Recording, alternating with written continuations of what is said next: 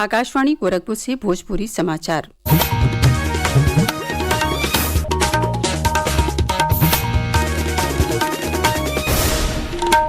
नमस्कार। समाचारन के साथ हम सुषमा श्रीवास्तव। प्रधानमंत्री नरेंद्र मोदी कहले हमें कि सरकार आत्मनिर्भर भारत के दृष्टिकोण के साथ कार्य कई रही हुए, सतही सरकार तेजी से सुधारो कई रही हुए।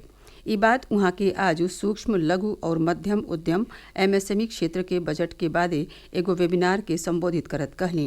प्रधानमंत्री कहलें कि देश पिछला 10 बरिस में सुधार, वित्तीय अनुशासन, पारदर्शिता और समेकित विकास के प्रति लगातार अपने वचनबद्धता के निभौले हुए। अर्थव्यवस्था में एमएसएमई के महत्व पर श्री मोदी आज कहलें कि एमएसएमई देश के आर्थिक विकास में परिवर्तनकारी भूमिका निभावेला। इस बजट की सबसे खास बात रही अपेक्षाओं से अधिक डिलीवरी। कई सेक्टर्स ऐसे हैं जहां एक्सपर्ट्स ने भी जितनी अपेक्षाएं की थी उससे बड़े कदम सरकार ने उठाए और आपने बजट में देखा है। मैन्युफैक्चरिंग और एक्सपोर्ट को लेकर भी बजट में महत्वपूर्ण फैसले किए गए हैं। साथियों, आज देश एक दशक से भी ज्यादा समय से सरकार की नीतियों में इतनी कंसिस्टेंसी देख रहा है। प्रधानमंत्री कहलें कि बजट में विनिर्माण और निर्यात के बढ़ावा देवे बदे जरूरी कदम उठावल गयल हुए। वहाँ के इहो कहलें कि निरंतरता और सुधारन के प्रति आश्वासन उद्योग में नया भरोसा जगवले हुए। मुख्यमंत्री योगी आदित्यनाथ बजट सत्र में आज विधानसभा के संबोधित कैलें। वहाँ के कहलें कि प्रदेश सरकार के कई गो योजना के नाते प्रदेश में 86,000 करोड़ रुपया के निर्यात बढ़ के 2 लाख करोड़ रुपया का हो गयल हुए। प्रधानमंत्री नरेंद्र मोदी के अगुवाई में प्रदेश में 15 लाख करोड़ रुपया से ज्यादा के निवेश प्रस्तावन के जमीन पर उतरले में सफलता मिलल हुए। एकरे जरिए 60 लाख से ज्यादा नौजवानन के प्रदेश में रोजगार मिल सकल हुए। मुख्यमंत्री अपने संबोधन में कई गो लोक कल्याणकारी योजना के जिक्र कैलें। केंद्र सरकार का सामाजिक न्याय और अधिकारिता राज्य मंत्री रामदास अठावले कहले हुए कि केंद्रीय बजट में उनके मंत्रालय के एगो निम्मन राशि दिहल गईल हुए। आज लखनऊ पहुंचल श्री अठावले संवाददाता लोगिन से बतियावत कहलें कि केंद्रीय बजट से मिलल पैसा से समाज के उद्धार कैल जाई। वहाँ के प्रदेश सरकार के बजट और महाकुंभ आयोजन के प्रशंसा कैली। वहाँ के कहली कि मुख्यमंत्री योगी आदित्यनाथ बहुते शानदार तरीका से प्रयागराज में महाकुंभ का आयोजन कैलें, जौने में करोड़ों लोग पवित्र संगम में डुबकी लगौलें। भारत सरकार का खादी और ग्रामोद्योग आयोग बनारस के गिरजा देवी सांस्कृतिक संकुल में आज करीब 800 से ज्यादा योजना का टूल किट वितरण कार्यक्रम का आयोजन कैलस।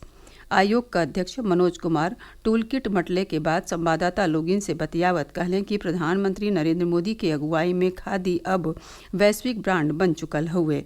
वहाँ के महाकुंभ में खादी के महत्व का जिक्र कैली।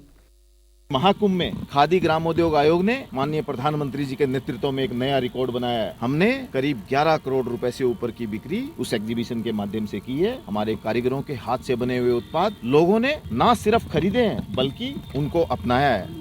आयोग का अध्यक्ष इहो बतौलें कि पिछला 10 बरिस में खादी कारीगरन के आय में 213% का बढ़ोतरी भइल हुए।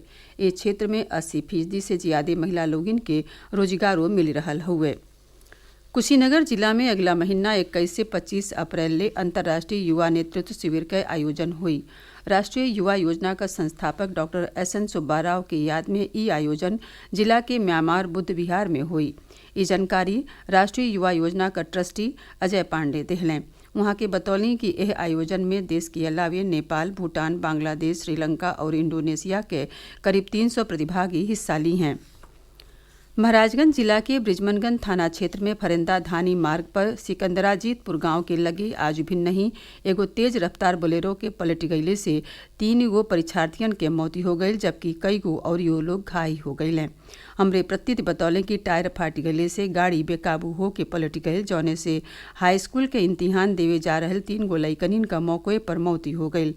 ये दुखद घटना की सूचना मिलने पर जिलाधिकारी अनुनय झा और पुलिस अधीक्षक सोमेंद्र मीणा मौका पर पहुंच के घायल लोगिन के समुचित इलाज के इंतजाम करौलें। मौसम विज्ञान विभाग प्रदेश में आज बिहने और 6 मार्च के 20 से 30 किलोमीटर प्रति घंटा की रफ्तार से सतही तेज बियार चलने के अनेसा जतौले हुए। ए दौरान मौसम सुखल रही। हालांकि आज से 24 घंटा बाद अगला 3 दिन में अधिकतम तापमान में 2 से 3 डिग्री सेल्सियस के गिरावट आई। एकरे बाद अधिकतम तापमान धीरे धीरे 2 से 4 डिग्री सेल्सियस बढ़ी। प्रदेश का न्यूनतम तापमानों में अगला 3 दिन में 2 से 3 डिग्री सेल्सियस की गिरावट आई और फिर एमे 2 से 3 डिग्री सेल्सियस के बढ़ोत्तरियो हुई। एकरे साथ ही भोजपुरी समाचारन का ई बुलेटिन पूरा भइल। नमस्कार।